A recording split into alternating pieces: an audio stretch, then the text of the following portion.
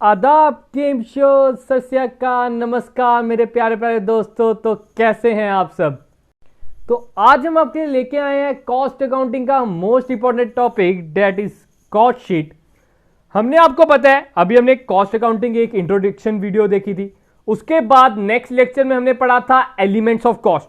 Hope कि वो आपको क्लियर होंगे, आपने उसके नोट्स बनाए होंगे। बड़े से स्टूडेंट्स ने मुझे नोट्स सेंड किए थे, तो अच्छा लगा कि आप सब अपने नोट्स बना रहे हो, क्योंकि वो ही आपको एग्जाम में एंड में मदद करेगी। तो अब अगर जिसको एलिमेंट्स ऑफ कॉस्ट अच्छी तरह समझ आए हैं तो उसे कॉस्ट शीट बनाने में कोई प्रॉब्लम नहीं होगी, क्योंकि वो उसी से रिलेटेड है। तो स्टार्ट करने से पहले हम एक क्विक रिकैप ले लेते हैं कि हमने लास्ट वीडियो में क्या पढ़ा था।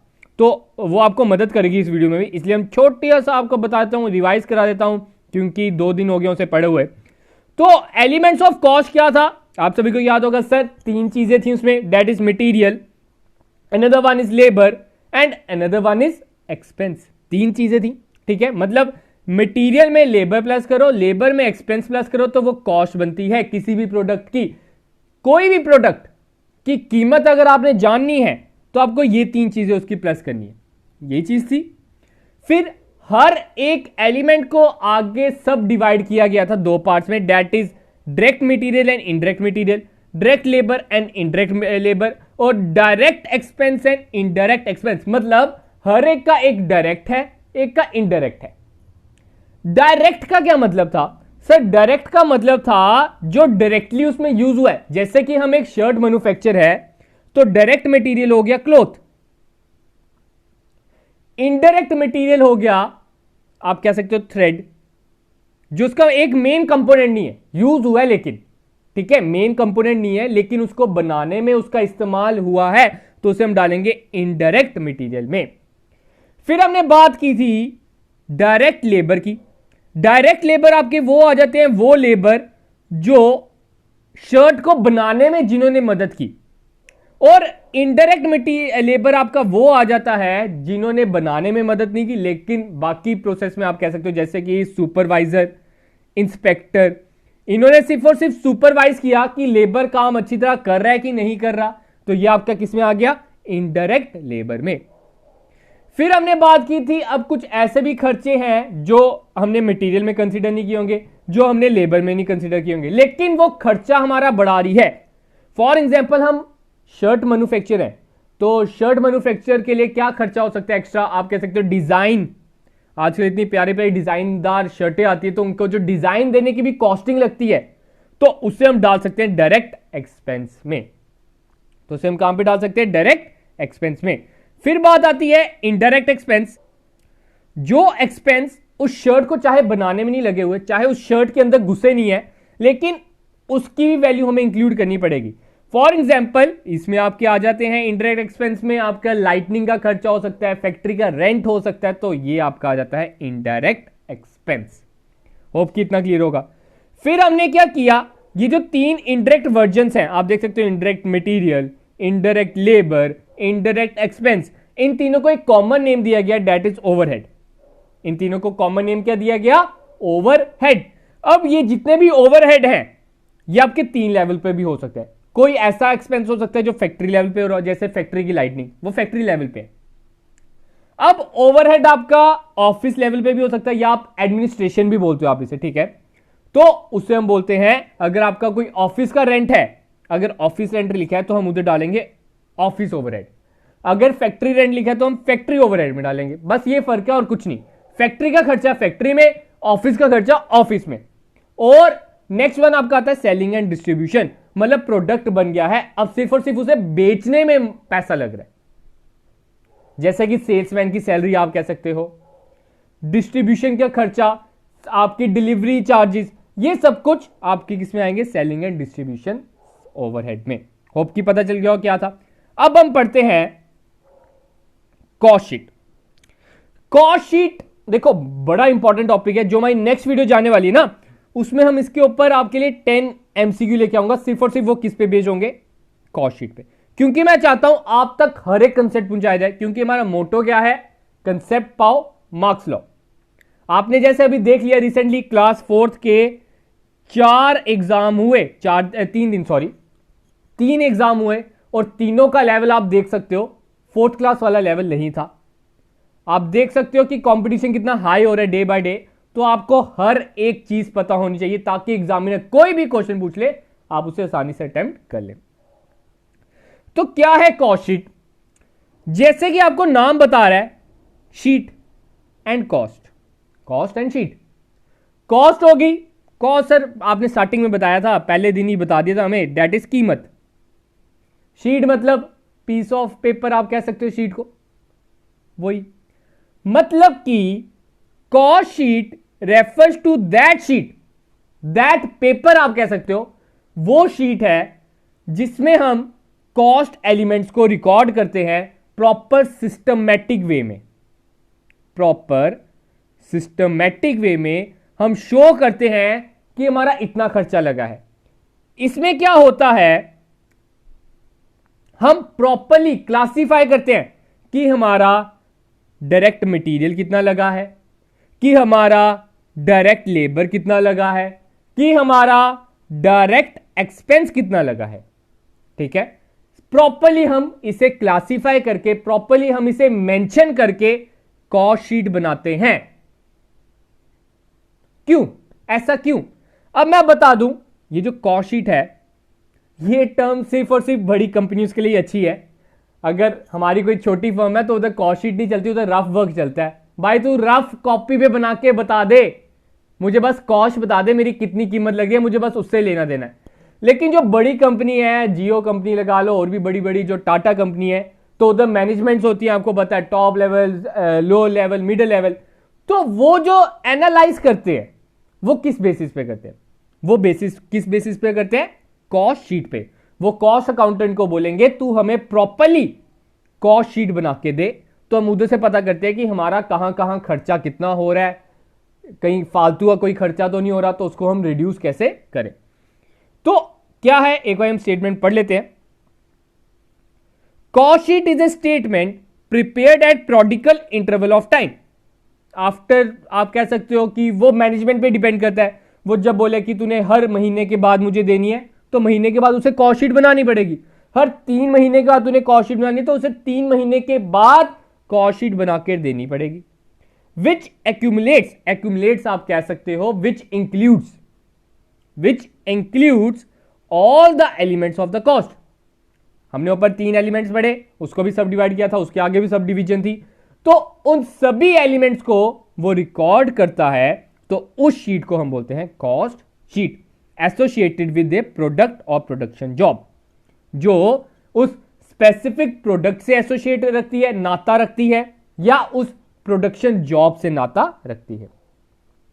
It is use to compile the margin earned. क्या मेन पर्पस है इसका?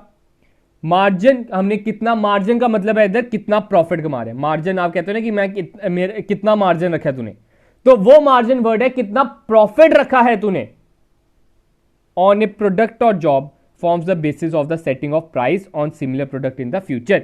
तो इसी के बेसिस पे, इसी कॉस्ट शीट को देखने पर हमें पता चलेगा कि हमने कितने का ये प्रोडक्ट बेचना है फ्यूचर में। अब अगर इसका एक क्रक्स बताऊं तो इसका मतलब है, in short words, in simple words, it is a sheet which show the total cost of A product. इतना समझ आया? अगर किसी को ये नहीं समझ आया तो ये तो समझ आना चाहिए जो मैंने बोर्ड लिखा है। ये वो शीट है जो टोटल कॉस्ट बताती है प्रोडक्ट की। ठीक है, अब आगे बढ़ते हैं। आगे क्या बता रहा है? A cost sheet depicts the following facts. आपसे पूछा जा सकता है which of the fact not depict by a cost sheet, मतलब कॉस्ट शीट क्या आपको रिप्रेजेंट नहीं करती, तो उधर आपको ऑप्शन चुनना है। तो इधर हम देख लेते हैं वो क्या क्या बताता है। पहली मोस्ट इंपॉर्टेंट थिंग जो वो बताता है, दैट द टोटल कॉस्ट, आपकी टोटल कीमत कितनी लग रही है प्रोडक्ट को प्रोड्यूस करने में, या टोटल कॉस्ट आप कह सकते हो सभी को मिलाकर, या कॉस्ट पर यूनिट, एक यूनिट की कितनी कॉस्ट पड़ रही है, वो चीज आपको कौन बताएगा? Cost sheet. अभी आगे मैं बताऊंगा कैसे बनाई जाती है कॉस्ट शीट, आप घबराओ मत, सब कुछ कराया जाएगा इधर। ठीक है, नेक्स्ट क्या आ रहा है? The various elements of cost such as prime cost, factory cost, production cost, cost of goods sold, total cost. ये सब कुछ यही बताता है। अभी आगे इसके बारे में ही पढ़ना है, आप देख सकते हो नीचे दिखा देता हूं, ये अभी आगे यही पढ़ना है, घबराओ मत, सब कुछ मैं डिटेल में बताऊंगा, ठीक है। सब कुछ prime cost, factory cost, production cost, cost of goods sold और टोटल कॉस्ट भी ये बताता है। Compare the cost of any two periods and ascertain the inefficiencies if any. और ये जो कॉस्ट शीट है हमें मदद करता है कोई भी दो पीरियड, या आप कह सकते हो पिछले साल का और इस साल का, दोनों को आप कंपेयर कर सकते हो कॉस्ट शीट की। पिछले 10 साल की और पिछले 5 साल की, जितने की भी आपने कंपेयर करनी है उसके साथ भी आप कंपेयर कर सकते हो। तो ये कॉस्ट शीट जो है कंपैरिजन भी बताती है, ताकि हमें पता चल सके इनएफिशिएंसीज क्या है, क्या कमी पेशी रह गई है, हमारी प्रोडक्शन में क्या कमी पेशी रह गई है। नेक्स्ट वो बात कर रहा है information to management for cost control.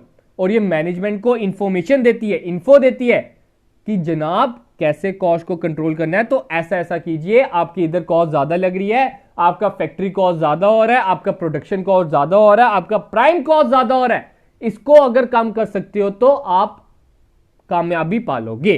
तो वो मैनेजमेंट को इंफॉर्मेशन देती है।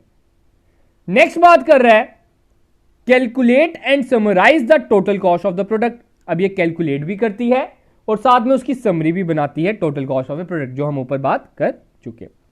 अब ऑब्जेक्टिव की बात कर लेते हैं आगे बढ़ने से पहले। मैंने देखो हेडिंग ही लिखी है, मुझे पता है कि जितना एग्जाम पॉइंट ऑफ व्यू से रेलिवेंट है और जितना आप तक पहुंचाने में रेलिवेंट है, ताकि आप इसमें 30, मैं कहता हूं इस बार हम 30 आउट ऑफ 30 टारगेट करेंगे। लास्ट टाइम हमने रखा था 25 और बड़े से स्टूडेंट्स ने, मेरे पास अभी भी मैसेज पड़े हैं कि 28 अबव मार्क्स लाए आफ्टर, जब आपका वो जो आंसर ठीक हो गया था। पहले 28 थे उस स्टूडेंट के, तो उसने बाद में फिर से मैसेज मुझे किया था, सर अब मेरे 29 हो गए। तो अच्छा लगता है जब ऐसे ही मेहनत आपकी फल मिलता है आपको। तो आगे बात करते हैं objective of cost sheet. Cost sheet की ऑब्जेक्टिव क्या है? For determining the selling price, selling price determine, मतलब कॉस्ट शीट और कॉस्ट अकाउंट के, जो कॉस्ट अकाउंट के वो थे हमारे ऑब्जेक्टिव, तो वो इसमें भी तो आ सकते हैं सर, क्यों नहीं आ सकते? वही तो है, कॉस्ट शीट का काम ही सारा कॉस्ट अकाउंट में है। तो मेन चीज क्या आ गई, कॉस्ट शीट से ही हमें पता चलेगा कितने का हमने बेचना है। मैनेजरियल डिसीजन मेकिंग में ये मदद करता है, सेकंड पॉइंट यही लिखा है और कुछ नहीं। तीसरी चीज बजट बनाने में मदद करता है कि हमने इतने का ये प्रोडक्ट बनाना है, इतने का हमने ये प्रोडक्ट बेचना है, हम पहले ही बजट बना लेते हैं कि इससे महंगा नहीं होना चाहिए प्रोडक्ट, तो ये बजट बनाने में भी मदद करता है। अब जो बात हम करने जा रहे हैं, कान खोल के सुन लो, आंखें खोल के सुन लो, कॉपियां खोल के सुन लो, कॉपियों में लिखना स्टार्ट कर दो। Most important elements of cost sheet में, कॉस्ट शीट के एलिमेंट्स क्या क्या हैं? पहला लिखिए प्राइम कॉस्ट, पहला कॉस्ट शीट का एलिमेंट, वो हमने कल पढ़े थे एलिमेंट्स ऑफ कॉस्ट। अब कॉस्ट शीट के एलिमेंट क्या है? कंपोनेंट, आप कंपोनेंट भी कह सकते हो। पहला आपका रहता है प्राइम कॉस्ट, सेकंड आपका रहता है फैक्ट्री कॉस्ट, थर्ड आपका रहता है कॉस्ट ऑफ प्रोडक्शन, फोर्थ आपका रहता है टोटल कॉस्ट। ठीक है, 4 कंपोनेंट मैंने आपको बता दिए, prime cost, factory cost, cost of production and total cost. तो हम टर्न बाय टर्न पढ़ते हैं। देखो, जिसको लास्ट वीडियो की समझ आई है वो इस वीडियो को आसानी से समझ लेगा। तो लास्ट वीडियो में हमने पढ़ा था सर कॉस्ट के 3 एलिमेंट है, दैट इज मटेरियल, ठीक है, लेबर, लेबर के बाद एक्सपेंस। अब इनको भी फर्दर हमने बांटा था सर, एक होता था डायरेक्ट मटेरियल, एक होता था इनडायरेक्ट मटेरियल, एक होता था डायरेक्ट लेबर और एक होता था इनडायरेक्ट लेबर, फिर इसमें आता था डायरेक्ट एक्सपेंस और इनडायरेक्ट एक्सपेंस। अब आपको याद होगा मैंने आपको क्या बताया, जब हम तीनों इनडायरेक्ट को मिलाते हैं तो वो क्या बनता है सर? वो ओवरहेड बनता है। लास्ट वीडियो में मैं बता चुका हूं।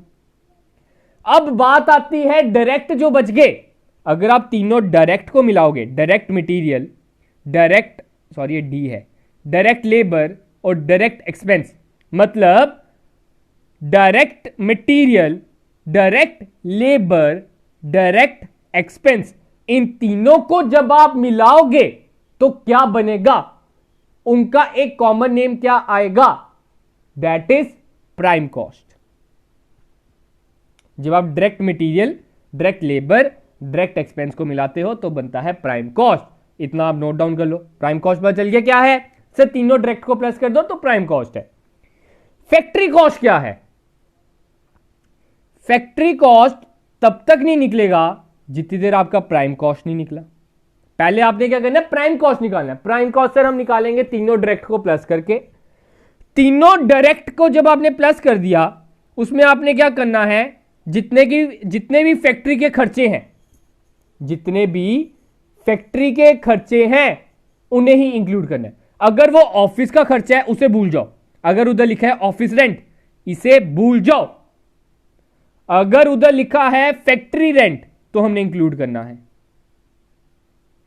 ठीक है? मतलब फैक्ट्री कॉस्ट क्या है? Factory cost sir prime cost plus factory overhead है। और प्राइम कॉस्ट क्या है? Sir direct labour plus direct material plus direct expense है, प्लस फैक्ट्री ओवरहेड कर देंगे तो हमारा बन जाएगा सर फैक्ट्री कॉस्ट। आपसे पूछा जा सकता है फैक्ट्री कॉस्ट का क्या फॉर्मूला है?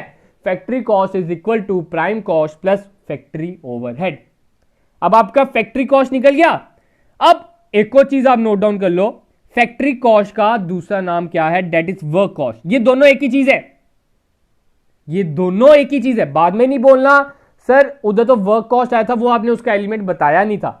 फैक्ट्री कॉस्ट का ही दूसरा नाम वर्क कॉस्ट है। अब बात करते हैं कॉस्ट ऑफ प्रोडक्शन क्या है। हमने फैक्ट्री कॉस्ट निकाल लिया। फैक्ट्री कॉस्ट के बाद मतलब वर्क कॉस्ट में जब हम ऑफिस का खर्चा प्लस करेंगे, वर्क कॉस्ट में जब हम ऑफिस के ओवरहेड प्लस करेंगे तो वो कहलाएगा कॉस्ट ऑफ प्रोडक्शन। वो क्या कहलाएगा? Cost of production. मतलब कि वर्क कॉस्ट तक हम कैसे पहुंचे थे? सर वर्क कॉस्ट तक हम पहुंचे थे, पहले हमने डायरेक्ट मटेरियल को ऐड करेंगे, डायरेक्ट मटेरियल के बाद डायरेक्ट लेबर, डायरेक्ट लेबर के बाद sir direct expense, direct expense के बाद सर हमने प्लस किया फैक्ट्री ओवरहेड। फैक्ट्री ओवरहेड के बाद आप ऑफिस ओवरहेड भी प्लस कर दो या एडमिनिस्ट्रेशन ओवरहेड आप कह सकते हो, उसे प्लस कर दो तो आपका आंसर क्या आएगा? Cost of production. या वर्क कॉस्ट में एडमिनिस्ट्रेशन ओवरहेड हमने प्लस करेंगे तो क्या बनेगा? Cost of production. ठीक है? अब जो लास्ट एलिमेंट है, पहले तीन एलिमेंट पढ़ लिए सर। एक प्राइम कॉस्ट है, प्राइम कॉस्ट के बाद हमारा वर्क कॉस्ट है, वर्क कॉस्ट का दूसरा नाम फैक्ट्री कॉस्ट है। उसके बाद आपका आता है कॉस्ट ऑफ प्रोडक्शन, जितना हमारा प्रोडक्शन में कॉस्ट लगी। ठीक है? अब हम बात करते हैं टोटल कॉस्ट, टोटल कीमत। टोटल कीमत पे पहुंचने के लिए अब हम क्या करेंगे? सेलिंग और डिस्ट्रीब्यूशन ओवरहेड को भी प्लस कर देंगे। जो ऊपर तक अभी हम पहुंचे हैं कॉस्ट ऑफ प्रोडक्शन में, कॉस्ट ऑफ प्रोडक्शन में selling and distribution of overhead को हम प्लस कर देंगे तो हमारा वो बनेगा टोटल कॉस्ट या कॉस्ट ऑफ सेल। इसका दूसरा नाम है कॉस्ट ऑफ सेल। क्या सेलिंग का खर्चा हम अपनी पॉकेट से देंगे? फॉर एग्जाम्पल मेरी आपकी कॉस्ट ऑफ प्रोडक्शन लगती है 8 रुपीज, आप उसे 10 रुपए का बेच रहे हो, क्या आप इसमें 2 रुपए प्रॉफिट कमा रहे हो? May be, may not be, हो भी सकता है, नहीं भी हो सकता है, क्योंकि मैंने क्या बोला? कॉस्ट ऑफ प्रोडक्शन मेरी 8 है, तो इसलिए आपने ये जो सेलिंग का खर्चा है ये भी आपने कस्टमर से लेना है, ये आप अपनी पॉकेट से नहीं देते हो। कोई भी खर्चा बिजनेसमैन अपनी पॉकेट से नहीं देता, वो कोशिश करता है कि मैं सारा का सारा अमाउंट कस्टमर से वसूल लूं और साथ में कुछ कमाई भी कर लूं।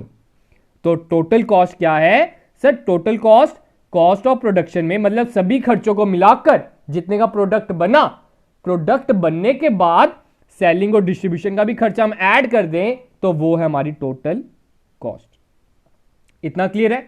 अब नीचे हम देखते हैं परफॉर्मा या आप कह सकते हो format of cost sheet. Cost sheet कैसे बनाई जाती है? तो ये है कॉस्ट शीट का, आप देख सकते हो। हमने फिर से एक बार रिवाइज हो जाएगा, देखो इससे। पहला एलिमेंट हमने क्या पढ़ा? सर हमने प्राइम कॉस्ट पढ़ा। पहला एलिमेंट प्राइम कॉस्ट क्या था? Sir direct material plus direct labour plus direct expense को हम प्लस करेंगे तो हमारा क्या निकलेगा? Prime cost. तो हमारा क्या निकलेगा? Prime cost. Sir prime cost के बाद हमारा इधर तक निकल गया प्राइम कॉस्ट। प्राइम कॉस्ट के बाद सर हम वर्क कॉस्ट पहुंचने में क्या करेंगे, किसको ऐड करेंगे? सर फैक्ट्री के खर्चे। सबसे पहले हम क्या करेंगे? फैक्ट्री के खर्चों को ऐड करेंगे। फैक्ट्री का खर्चा सर कौन सा आ गया? इनडायरेक्ट मटेरियल हो गया, फैक्ट्री एक्सपेंस हो गया, power and fuel. Power and fuel obvious ही बात है आपकी फैक्ट्री में लगती है, मतलब आपको पेट्रोलियम चाहिए फैक्ट्री के लिए, आपको ऑफिस पर्पस के लिए ये फ्यूल्स वगैरह नहीं चाहिए होते। इंश्योरेंस ऑफ फैक्ट्री, ये सब कुछ फैक्ट्री का खर्चा है, तो ये हम कहां पे डालेंगे? वर्क कॉस्ट से पहले पहले। तो एंड में जो इनको जब हम प्राइम कॉस्ट प्लस ओवरहेड को प्लस करेंगे, कौन से ओवरहेड? फैक्ट्री ओवरहेड, हम पहुंच जाएंगे work cost per. Work cost के बाद हमने क्या करना है? ऑफिस ओवरहेड को प्लस करना है। मतलब अभी तक हमने किसको ऐड किया था? फैक्ट्री के खर्चों को ऐड किया था। अब हम किसको ऐड करेंगे? ऑफिस के खर्चों को। तो ऑफिस का खर्चा कौन सा हो गया? Office expense, legal charges, office salary, bank commission, ये सब कुछ हम ऐड करेंगे तो हमारा क्या आ जाएगा? Cost of production. अभी तक हमारा प्रोडक्शन का कॉस्ट पता चला, अब हमने पता करनी है अपनी टोटल कॉस्ट। टोटल कॉस्ट कैसे पहुंचेंगे? जो हमारे डिलीवरी एक्सपेंसेस हैं, सेलिंग एक्सपेंसेस हैं, उन्हें इंक्लूड करके, जैसे कि सेल्समैन सैलरी को ऐड करके, शोरूम एक्सपेंस को ऐड करके हमारा क्या आ जाएगा? Cost of sale. हमारी कॉस्ट ऑफ सेल आ जाएगी ये, ठीक है, हमारी कॉस्ट ऑफ सेल आ जाएगी ये। कॉस्ट ऑफ सेल के बाद for example cost of sale मेरी होगी है 8 रुपए। नीचे हम सेल्स भी लिख सकते हैं, जरूरी नहीं होता, ठीक है, जरूरी नहीं है, कंपल्सरी नहीं है। नीचे हम लिख देते हैं सेल, कितने का मैं प्रोडक्ट बेच रहा हूं। फॉर एग्जाम्पल मैं प्रोडक्ट बेच रहा हूं 10 का, तो प्रॉफिट कितने का हुआ होगा? 2 का। मतलब सिंपल आपका कॉस्ट ऑफ सेल्स में से सेल्स काटो तो हमें प्रॉफिट पता चल जाता है। तो ये चीज भी आपको पता होनी चाहिए। तो ये चीज भी आप कॉस्ट ऑफ शीट में कभी कभार कंसिडर करते हो। उसके लिए मैंने एक नोट भी लिखा है नीचे। क्या लिखा है? If profit is also calculated by deducting cost of sales from sales in the statement of cost, then it is called statement of cost and profit. मतलब कि जब आप कॉस्ट शीट में, जब आप कॉस्ट शीट में प्रॉफिट भी निकालते हो, जब आप कॉस्ट शीट में प्रॉफिट भी निकालते हो, तो उसे हम क्या बोलते हैं? Cost statement of cost as well as profit. तो उसे हम क्या बोलते हैं? Statement of cost and profit, ठीक है। तो आज का हमारा इतना ही लेक्चर था। होप कि आपको अच्छा लगा होगा, आपको समझ आया होगा, आपने अपने नोट्स खुद बना रहे होंगे। मैं अभी फिर से बार बार बोल रहा हूं, वीडियो के स्टार्टिंग में भी बोला, एंडिंग में भी बोल रहा हूं।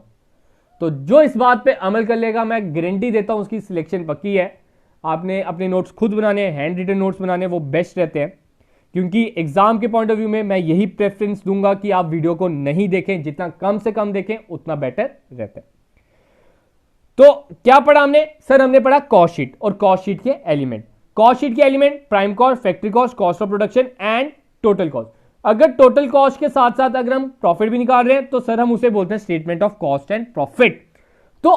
तो अब हमारा नेक्स्ट वीडियो का टारगेट रहेगा कि आपको मैं एक कॉस्ट शीट के ऊपर थोड़े से प्रैक्टिकल क्वेश्चन करेंगे नेक्स्ट वीडियो में। कल वाली वीडियो में ट्राई यही रहेगा कि आप तक इसके प्रैक्टिकल क्वेश्चन लाए जाए, कि आपसे उधर पूछा जा सकता है कि प्राइम कॉस्ट कैसे निकालना है, वर्क कॉस्ट कैसे निकालना है, कॉस्ट ऑफ प्रोडक्शन कैसे निकालना है, कॉस्ट ऑफ सेल कैसे निकालना है। क्योंकि मैं चाहता हूं मेरे एंड से कोई भी पॉइंट आप तक पहुंचना ना छूटे। मैं चाहता हूं कि आप तक सब कुछ पॉइंट पहुंचे, ताकि आप तक जब एग्जाम आए आपके दिमाग में सब कुछ क्रिस्टल क्लियर की तरह हो। तो गाइस हम अपनी वीडियो आज इतनी रखते हैं। होप कि आपको लेक्चर अच्छा लगा होगा। अच्छा लगा तो लाइक बटन को दबाना ना भूलें, चैनल को सब्सक्राइब करना ना भूलें और इस चैनल को शेयर करना ना भूलें। तो गाइस आज के लिए इतना ही। तो thank you guys, have a good day and शुभ रात्रि।